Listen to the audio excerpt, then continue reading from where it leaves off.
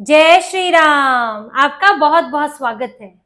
असदुद्दीन ओवैसी ने तेजस्वी यादव के खिलाफ पूरी तरह मोर्चा खोल दिया है। अब उनकी पार्टी बार बार महागठबंधन में शामिल होने की बात उठाने लगी है और इसे लेकर तेजस्वी यादव को घेर रही है।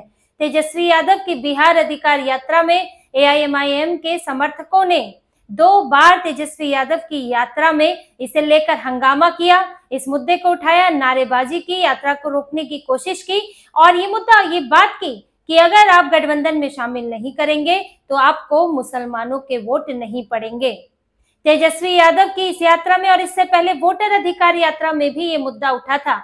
असदुद्दीन ओवैसी बार बार मांग कर रहे हैं कि मेरी पार्टी को महागठबंधन में जगह दी जाए, लेकिन राजद ने इससे इनकार कर दिया, कांग्रेस ने इससे इनकार कर दिया। अब चुनाव से पहले अगर ये मुद्दा बनता है और ये मुद्दा अगर मुस्लिम इलाकों में हावी होता है तो तेजस्वी यादव के लिए मुश्किल हो सकती है। देखिए असदुद्दीन ओवैसी की पूरी प्लानिंग क्या है, वो क्यों कर रहे हैं और अचानक से इतने एक्टिव क्यों हो गए हैं और राजद की क्या समस्या हो सकती है, इसके बारे में बात करेंगे। लेकिन अभी हाल में क्या हुआ, देखिए बिहार अधिकार यात्रा शुक्रवार को दरभंगा पहुंची थी और दरभंगा के बिरौल में एआईएमआईएम के समर्थक आ गए और नारेबाजी करने लगे कि एआईएमआईएम को महागठबंधन का हिस्सा बनाए, अलायंस का हिस्सा बनाए, मुसलमानों के साथ धोखा न करे। ये सारी नारेबाजी होने लगी और राजद पर दबाव बनाया जाने लगा कि आप जो है मुसलमानों के साथ खिलवाड़ कर रहे हैं और एक मुस्लिम पार्टी को महागठबंधन का हिस्सा नहीं बना रहे हैं। फिर यहाँ पर जब मामला शांत किया गया, भिड़ंत की स्थिति भी आ गई थी, तो इसके बाद फिर मधेपुरा में जब यात्रा पहुंची तब मधेपुरा के झिटकिया में फिर एआईएमआईएम के समर्थक आ गए उसी दिन और इसी तरह की नारेबाजी करने लगे। अब लगातार ये बात उठ रही है और एआईएमआईएम इस बात को उठा रही है और खासकर मुस्लिम इलाकों में ये संदेश पहुंचा रही है कि एक पार्टी को, एआईएमआईएम जैसी मुस्लिम पार्टी को महागठबंधन नजरअंदाज कर रहा है और कहीं ना कहीं मुस्लिम वोटों को बंटने के लिए छोड़ दिया जा रहा है। और बात यहीं तक नहीं थमी, बल्कि एआईएमआईएम के प्रदेश अध्यक्ष और एकमात्र विधायक अख्तरुल ईमान, वो तो लालू यादव के घर पहुंच गए राबड़ी आवास, ढोल नगाड़ों के साथ, पोस्टर के साथ वो अपने समर्थकों को लेकर वो राबड़ी आवास पहुंच गए। वहां एक चिट्ठी देने चले गए कि हमें महागठबंधन में शामिल किया जाए और पोस्टर में लिखा था, लालू तेजस्वी कान खोल, महागठबंधन के दरवाजे खोल, नहीं तो एमवाई समीकरण की खुल जाएगी पोल। ये सीधे सीधे चैलेंज था तेजस्वी यादव को, लालू यादव को, कि हमें अगर जगह नहीं दोगे तो फिर बड़ी मुश्किल हो जाएगी मुस्लिम इलाकों में। और अख्तरुल ईमान का यही कहना था कि हम तो बार बार मांग कर रहे हैं, असदुद्दीन ओवैसी ने चिट्ठी भी लिखी है, लेकिन तेजस्वी यादव मीडिया में ये कह रहे हैं कि मुझे इसकी जानकारी नहीं है कि एआईएमआईएम ने समर्थन मांगा है। तो जब उन्हें जानकारी नहीं है तो इसलिए हम ढोल नगाड़ों के साथ उन्हें जानकारी देने आए हैं। ये खबर भी काफी चर्चा में रही।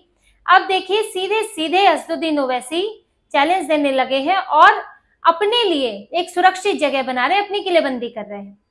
वो मुसलमानों के अंदर राजद को लेकर एक तरह से गुस्सा पैदा करने की कोशिश कर रहे हैं, क्योंकि अगर असदुद्दीन ओवैसी अलग चुनाव लड़ते हैं और क्योंकि उनका एक मजबूत आधार तो है ही, ऐसा नहीं है कि उनका आधार नहीं है, हाँ गठबंधन से अलग चुनाव लड़ते हैं तो थोड़ी दिक्कत तो आती है, लेकिन उनकी लोकप्रियता बड़ी है मुस्लिम इलाकों में। अब उनका ये कहना है कि राजद, कांग्रेस, ये सारी पार्टियां मुसलमानों के वोट तो मांगती हैं, लेकिन ये पूरी तरह से मुसलमानों के हित के लिए नहीं सोचती। ये बीजेपी को हराना नहीं चाहती, बस किसी तरह सत्ता में आ जाए, भाजपा कमजोर भले ही ना हो लेकिन इनको सत्ता मिल जाए और इसके लिए मुसलमानों का इस्तेमाल कर रहे हैं। और मुस्लिम वोट बट भी जाए अगर, तो उसकी इन्हें खास चिंता नहीं है, कहीं और से वोट आ जाए, इन्हें ये लगता है। इसीलिए इन्होंने एआईएमआईएम को, जैसा कि ओवैसी की धारणा बनाने की कोशिश कर रहे हैं और इनके समर्थक जमीनी स्तर पर यही बात कर रहे हैं कि इसीलिए एक मुस्लिम पार्टी को इन लोगों ने अलग रखा है। और यहाँ तक ये बात भी कहते हैं कि है तो भले ही ये लोग तुष्टीकरण की बात हो, चाहे मुसलमानों की बात करते हैं, लेकिन है तो ये हिंदू नेता ही और इसीलिए ओवैसी को स्वीकार नहीं कर रहे हैं। तो ये सारी बातें राजद के लिए, कांग्रेस के लिए फैलाई जा रही हैं और ओवैसी कहीं ना कहीं इसके जरिए अपने लिए जगह बनाना चाहते हैं, क्योंकि उन्हें भी पता है महागठबंधन अगर सामने होगा तो मुश्किल आएगी। हालांकि पिछली बार असदुद्दीन ओवैसी का परफॉर्मेंस अच्छा रहा था, 4 सीटें जीते थे, पर उनके 3 विधायक राजद ने ले लिए। अब एकमात्र विधायक बचा है। इस बार उन्होंने भी कोशिश की और ये कि मुझे भी गठबंधन में शामिल करें और 6 सीटें मांगी। अब देखिए वो क्या कहेंगे जब चुनाव में जाएंगे कि मैं तो बीजेपी विरोधी वोटों को एकजुट करना चाहता था, मैं तो हराना चाहता था उन्हें, लेकिन मुझे स्वीकार ही नहीं किया गया। अब एक तरह की सिंपैथी, सहानुभूति भी पाना चाहते हैं और इसका उन्हें लगता है कि उन्हें फायदा मिलेगा। अब इस तरह से जितना असदुद्दीन ओवैसी एक्टिव हो रहे हैं, उतना ही राजद और कांग्रेस के लिए मुश्किल बढ़ रही है। और इनके लिए देखिए मुश्किल ये भी है कि असदुद्दीन ओवैसी को शामिल करे तो करे कैसे। बार बार भले ही ये बात उठ रही है, अभी भी उठी और वोट अधिकार यात्रा के दौरान भी उठी थी, जब वोटर अधिकार यात्रा में राजद में तेजस्वी यादव और राहुल गांधी ये लोग खानका रहमानी पहुंचे थे। वहां पर इन्होंने मौलाना से मुलाकात की, वहां पर इन्होंने चादर भी चढ़ाई। लेकिन जब ये वहां पहुंचे तो वहां पर जो मुस्लिम नेता हैं, जो वहां के लोग हैं, उनका कहना था कि एआईएमआईएम को शामिल करें, अगर नहीं करते हैं तो फिर आपको खामियाजा भुगतना पड़ सकता है, क्योंकि हम आपके लिए अपील कर सकते हैं।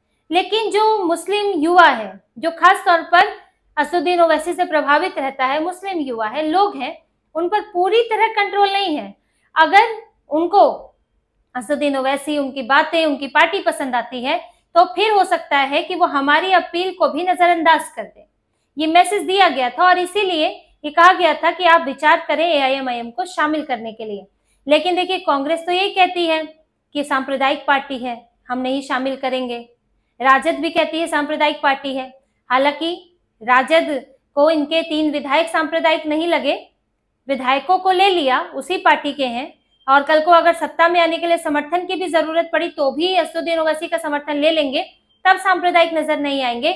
लेकिन अभी क्योंकि समस्या दूसरी है, बात यह है कि महागठबंधन में जगह ही नहीं है। पहले ही 6-7 पार्टियां हैं, मारामारी चल रही है, सबने बड़ी बड़ी मांगे रख दी है, कांग्रेस मान नहीं रही है, राजद भी थोड़ा ज्यादा सीटों पर लड़ना ही चाहती है, बड़ी पार्टी बनकर निकलना चाहती है। तो ऐसे में पहले ही इतनी मारामार है कि एक और बुलाकर और मुसीबत नहीं बढ़ाना चाहते हैं। आप देखिए मुकेश सहनी है, 3 कम्युनिस्ट पार्टियां हैं, कांग्रेस है, राजद है, झामुमो है, पशुपतिनाथ पारस है। अब इसमें आ जाएगी अगर एआईएमआईएम, और देखिए एआईएमआईएम वो कहाँ की सीटें चाहेगी, सीमांचल और कहीं सीटें देने का फायदा भी नहीं है, सहनी कहीं और ले सकते हैं, कांग्रेस को भी कुछ सीटें कहीं और की दी जा सकती है, कम्युनिस्ट पार्टियों को भी दी जा सकती है, लेकिन एआईएमआईएम तो वहीं की सीटें मांगेगी। अब करीब 24-25 सीटें हैं सीमांचल की, उस पर सब दावा ठोक रहे हैं।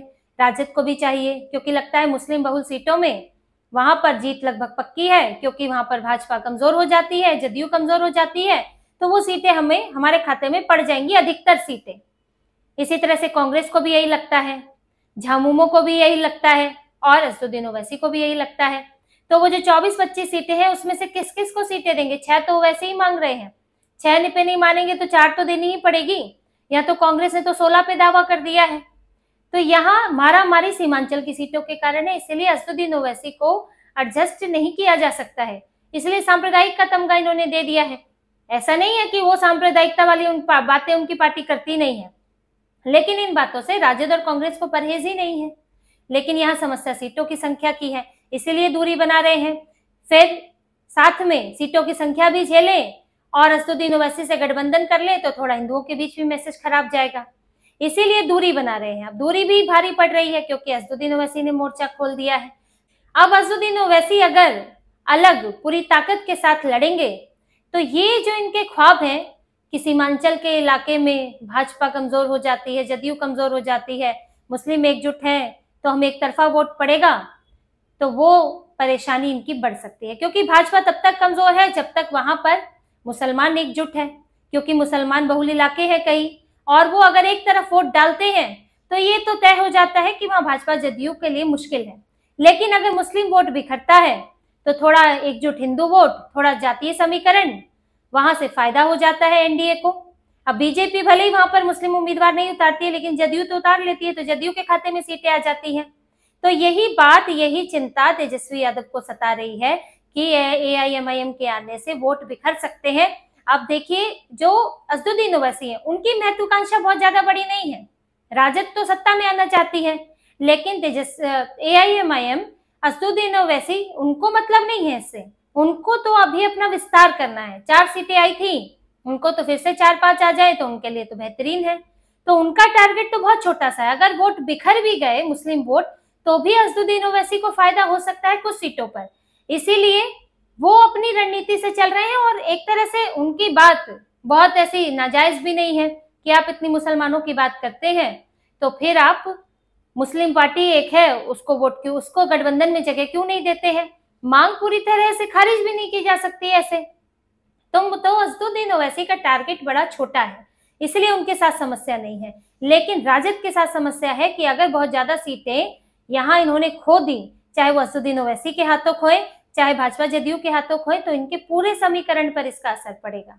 मुसलमानों के लिए क्या होगा, मुसलमानों को क्या फायदा नुकसान होगा, उससे तो खास मतलब नहीं है, क्योंकि ऐसा नहीं है कि अभी एनडीए की सरकार में सीमांचल के इलाके में कोई बहुत अत्याचार हो रहा है। जो काम इधर हो रहे हैं वही काम सीमांचल के लिए भी हो रहे हैं, तो वो बात नहीं है। लेकिन यहाँ चाहिए कि यहाँ से ज्यादा सीटें लेकर हम उधर सत्ता में काबिज हो सके, तो यहाँ समीकरण बदलते हुए दिख रहे हैं।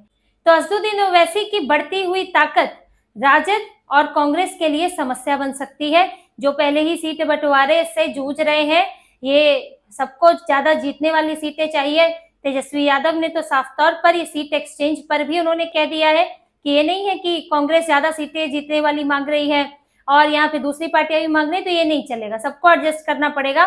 तो पहले ही अंदरूनी तौर पर झगड़े चल रहे हैं और ऐसे में एआईएमआईएम के बढ़ते तेवर और असदुद्दीन ओवैसी का सीमांचल में प्रभाव राजद और कांग्रेस के लिए बड़ी अड़चन बन सकता है।